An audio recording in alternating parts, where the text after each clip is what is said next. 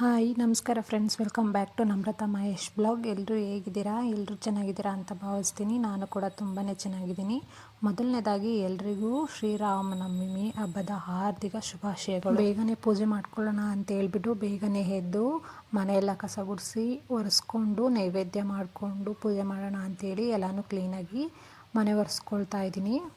ನಿಮಗೇನಾದರೂ ಈ ವಿಡಿಯೋ ಇಷ್ಟ ಆಗಿದರೆ ಲೈಕ್ ಮಾಡಿ, ಶೇರ್ ಮಾಡಿ, ಕಮೆಂಟ್ನ ಮಾಡಿ. ಹಾಗೆ subscribe to Namrata Mahesh blog. ಇವಾಗ ಎಲ್ಲ ಕೂಡ ಆಯಿತು. ನಾನು ಕೂಡ ಫ್ರೆಶ್ ಅಪ್ ಆಗಿ ಬಂದು ಹೊಸ್ಲಿಗೆ ಅರಿಶಿನ ಕುಂಕುಮ ಇಟ್ಕೊಂಡು ರಂಗೋಲಿನ ಪುಟ್ಟದಾಗಿ ಹಾಕ್ಕೊಳ್ಳೋಣ ಅಂಥೇಳಿ ನಾನು ಕೂಡ ರೆಡಿ ಆಗ್ತಾಯಿದ್ದೀನಿ. ಸಿಂಪಲ್ಲಾಗಿಯೇ ನಾನು ಕೂಡ ರೆಡಿ ಆಗ್ತಾಯಿದ್ದೀನಿ. ರ್ಯಾಂಡಮಾಗಿ ಒಂದು ಬ್ಲಾಗ್ ಮಾಡ್ಕೊಳ್ಳೋಣ ಅಂಥೇಳಿ. ಇದು ನನ್ನ ಮೊದಲನೇ ಬ್ಲಾಗ್ ಆಗಿರುತ್ತೆ. ಸೊ ಹಾಗಾಗಿ ಸಿಂಪಲ್ಲಾಗಿ ಚಿಕ್ಕದಾಗಿ ಇರಲಿ ಅಂಥೇಳಿ ವ್ಲಾಗ್ನ ಮಾಡ್ಕೊತಾ ಇದ್ದೀನಿ. ಇವಾಗ ನಾನು ಕೂಡ ರೆಡಿಯಾಗಿ ಈಗ ಆಚೆ ಕಡೆಗೆ ಬಂದು ಹೊಸ್ಲಿಗೆ ಅರಿಶಿನ ಕುಂಕುಮ ಇಟ್ಕೊಂಡು ರಂಗೋಲಿನ ಇಟ್ಕೊಳ್ತಾ ಇದ್ದೀನಿ. ನಮಗೆ ಮನೆ ಮುಂದೆಗಡೆ ತುಂಬಾ ಚಿಕ್ಕದಾಗಿರೋದ್ರಿಂದ ನಾನು ಬಾರ್ಡ್ರ್ ರಂಗೋಲಿನೇ ಹಾಕ್ಕೊಳ್ತೀನಿ. ದೊಡ್ಡದಾಗಿನೂ ರಂಗೋಲಿ ಹಾಕ್ಕೊಳ್ಳೋಕೆ ಹೋಗೋದಿಲ್ಲ. ಸೊ ನಿಮಗೂ ಯೂಸ್ ಆಗಲಿ, ಈ ಥರ ಸ್ಪೇಸ್ ಯಾರಿಗಾದ್ರೂ ಇರೋದ್ರಿಂದ ನಿಮಗೂ ರಂಗೋಲಿ ಈ ಥರ ಬಿಟ್ಕೋಬೋದು ಅಂಥೇಳಿ, ಯೂಸ್ ಆಗಲಿ ಅಂಥೇಳಿ ರ್ಯಾಂಡಮಾಗಿ ಇದನ್ನು ಕೂಡ ಶೇರ್ ಮಾಡ್ಕೊಳ್ತಾ ಇದ್ದೀನಿ. ಇವಾಗ ಫೈನಲಾಗಿ ನಾನು ಈ ರೀತಿ ಚಿಕ್ಕದಾಗಿ ರಂಗೋಲಿನ ಹಾಕ್ಕೊಂಡಿದ್ದೀನಿ. ನಿಮಗೂ ಕೂಡ ಇಷ್ಟ ಆಗ್ಬೋದು ಅಂಥೇಳಿ ಶೇರ್ ಮಾಡ್ಕೊಳ್ತಾ ಇದ್ದೀನಿ. ಇವಾಗ ನೈವೇದ್ಯಕ್ಕೆ ಕೋಸಂಬರಿ, ಪಾನಕ ಮತ್ತು ನೀರು ಮಜ್ಜಿಗೆನ ಮಾಡ್ಕೋಬೇಕಲ್ವ. ಸೊ ಹಾಗಾಗಿ ರೆಡಿ ಮಾಡ್ಕೊಳ್ತಾ ಇದ್ದೀನಿ. ನಾನು ಹೆಸರು ಬೇಳೆನ ನೆನೆ ಹಾಕ್ಬಿಟ್ಟು ಹೋಗಿದ್ದೆ. ಸೊ ಹಾಗಾಗಿ ಇವಾಗ ಕೋಸಂಬರಿಗೆ ಏನೇನು ಬೇಕೋ ಅದನ್ನೆಲ್ಲನೂ ಇಲ್ಲಿ ರೆಡಿ ಮಾಡ್ಕೊಳ್ತಾ ಇದ್ದೀನಿ.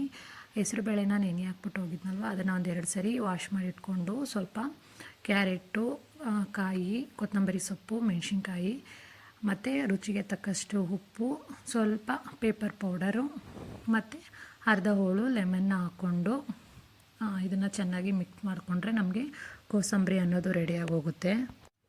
ಇಲ್ಲಿ ನೀವು ಮೆಣಸಿನ್ಕಾಯಿನ ಬೇಕಾದ್ರೆ ಸ್ಕಿಪ್ ಮಾಡ್ಕೋಬೋದು. ಪೇಪರ್ ಪೌಡ್ರನ್ನ ಸ್ವಲ್ಪ ಜಾಸ್ತಿ ಹಾಕ್ಕೊಂಡ್ರೆ ನಮಗೆ ಖಾರ ಸಾಕಾಗುತ್ತೆ. ಇವಾಗ ಕೋಸಂಬರಿ ಕೂಡ ರೆಡಿ ಆಯಿತು.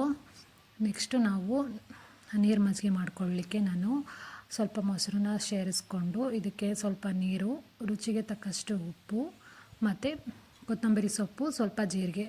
ನಾನು ದೇವರಿಗೆ ನೈವೇದ್ಯ ಇಡೋದ್ರಿಂದ ಈರುಳ್ಳಿನ ಇಲ್ಲಿ ಸೇರಿಸ್ಕೊತಾ ಇಲ್ಲ. ನೆಕ್ಸ್ಟು ನೈವೇದ್ಯಕ್ಕೆ ಆದಮೇಲೆ ಅನ್ನಕ್ಕೇನಾದರೂ ಹಾಕ್ಕೊಳ್ತೀನಿ, ಕುಡಿತೀನಿ ಅಂತ ಅಂದರೆ ಈರುಳ್ಳಿನ ಆ್ಯಡ್ ಮಾಡ್ಕೋಬೋದು. ಇಲ್ಲಿ ನೀರು ಮಜ್ಜಿಗೆನೂ ಕೂಡ ರೆಡಿಯಾಗಿದೆ. ಇವಾಗ ಪಾನಕಕ್ಕೆ ನಾನು ಸ್ವಲ್ಪ ಬೆಲ್ಲ ಹಾಕ್ಕೊಂಡು ಅದಕ್ಕೆ ಸ್ವಲ್ಪ ನೀರನ್ನ ಸೇರಿಸ್ಕೊಂಡು, ಊರಿಂದ ಬರಬೇಕಾದ್ರೆ ನಮ್ಮ ಮಮ್ಮಿ ನನಗೆ ಬ್ಯಾಲ್ದ ಕೈನ ಕೊಟ್ಟಿದ್ರು. ಸೊ ಅದರಿಂದ ಪಾನಕ ಮಾಡೋಣ ಅಂತೇಳ್ಬಿಟ್ಟು ಅದನ್ನು ಕೂಡ ಕೆಚ್ಕೊಂಡು ಅದನ್ನು ಕೂಡ ಹಾಕ್ಕೊಂಡು ಚೆನ್ನಾಗಿ ಮಿಕ್ಸ್ ಮಾಡ್ಕೋಬೇಕು. ಅದಕ್ಕೆ ಸ್ವಲ್ಪ ಏಲಕ್ಕಿ ಜಜ್ಜಿ ಹಾಕ್ಕೊಂಡ್ರೆ, ನೀವು ಬೇಕಂದರೆ ಅದಕ್ಕೆ ನಿಂಬೆಹಣ್ಣು ರಸ ಕೂಡ ಹಾಕ್ಕೋಬೋದು. ನಾನಿಲ್ಲಿ ನಿಂಬೆಹಣ್ಣು ರಸ ಹಾಕ್ಕೊತಾ ಇಲ್ಲ, ಏಲಕ್ಕಿ ಪುಡಿ ಅಷ್ಟೇ ಹಾಕ್ಕೊಂಡು ಚೆನ್ನಾಗಿ ಮಿಕ್ಸ್ ಮಾಡಿಕೊಂಡ್ರೆ ನಮಗೆ ಪಾನಕ ಕೂಡ ರೆಡಿ ಆಗೋಗುತ್ತೆ. ತುಂಬಾ ಚೆನ್ನಾಗಿರುತ್ತೆ ಈ ಪಾನಕ. ನಿಮಗೇನೋ ಬ್ಯಾಲ್ದಕಾಯಿ ಇಲ್ಲ ಅಂತೇಳಿದ್ರೆ ಮೆಸ್ಮೆಲನ್ ಇರುತ್ತಲ್ಲ, ಸೊ ಅದರಲ್ಲೂ ಕೂಡ ನೀವು ಪಾನಕನ ರೆಡಿ ಮಾಡ್ಕೋಬೋದು. ಇವಾಗ ನೋಡ್ತಾ ಇರ್ಬೋದು 3 ಕೂಡ ರೆಡಿಯಾಗಿದೆ. ಈಗ ದೇವ್ರಿಗೆ ನೈವೇದ್ಯ ಇಟ್ಟು ಪೂಜೆ ಮಾಡೋಣ ಅಂತೇಳ್ಬಿಟ್ಟು 1 ಲೋಟ ನೀರು ಮತ್ತು ಅದಕ್ಕೆಲ್ಲ ತುಳಸಿ ಎಲೆನ ಇಟ್ಟು ನೈವೇದ್ಯಕ್ಕೆ ಇಟ್ಕೊಂಡು ಇವಾಗ ಪೂಜೆನ ರೆಡಿ ಮಾಡ್ಕೊಳ್ತಾ ಇದ್ದೀನಿ.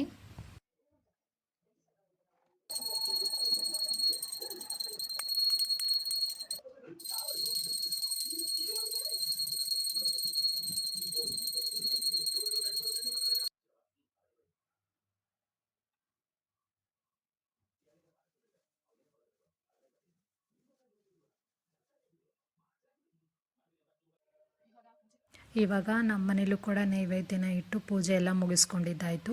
ಈಗ ನಮ್ಮ ಮನೆ ಹತ್ರನೇ ರಾಮ ದೇವಸ್ಥಾನ ಇರೋದ್ರಿಂದ ಅಲ್ಲಿಗೆ ಹೋಗಿ ದೇವ್ರ ದರ್ಶನ ಮಾಡಿಕೊಂಡು ಮತ್ತೆ ನಿಮಗೆ ಬ್ಲಾಗ್ನ ಕಂಟಿನ್ಯೂ ಮಾಡ್ತೀನಿ. ಇವಾಗ ದೇವ್ರ ದರ್ಶನಕ್ಕೆ ಹೋಗೋಣ ಅಂತ ಹೇಳ್ಬಿಟ್ಟು ನಾನು, ನಮ್ಮ ಮನೆಯವರು, ನನ್ನ ಮಗ 3 ಜನನೂ ಕೂಡ ಹೊರಟಿದ್ದೀವಿ. ಇಲ್ಲಿಂದ ನಮ್ಮ ಮನೆಯಿಂದ 1.5 ಕಿಲೋಮೀಟ್ರ್ ಏನೋ ಆಗುತ್ತೆ ಅಷ್ಟೇ. ತುಂಬ ಚೆನ್ನಾಗಿ ಅಲಂಕಾರ ಎಲ್ಲ ಮಾಡಿದರು. ತುಂಬ ಚೆನ್ನಾಗಿ ದರ್ಶನ ಕೂಡ ಆಯಿತು. ತೇರು ಎಳೆಯೋದಕ್ಕೇನೋ ತೇರನ್ನು ಕೂಡ ರೆಡಿ ಮಾಡ್ತಾಯಿದ್ರು. ಪ್ರಸಾದ ಕೂಡ ಸಿಕ್ತು ನಮಗೆ. ಸೊ ಈ ವಿಡಿಯೋ ನಿಮಗೆಲ್ರಿಗೂ ಇಷ್ಟ ಆಗಿದೆ ಅಂತ ಭಾವಿಸ್ತೀನಿ. ಇಷ್ಟ ಆಗಿದರೆ ಲೈಕ್ ಮಾಡಿ, ಶೇರ್ ಮಾಡಿ, ಕಮೆಂಟ್ನ ಮಾಡಿ. ಹಾಗೆ ಸಬ್ಸ್ಕ್ರೈಬ್ ಮಾಡಿಕೊಂಡು ವಿಡಿಯೋ ನೋಡೋದನ್ನು ಮಾತ್ರ ಮರಿಬೇಡಿ ಅಂತ ಹೇಳ್ತಾ ಈ ವಿಡಿಯೋನ ಇಲ್ಲಿಗೆ ಮುಗಿಸ್ತೀನಿ.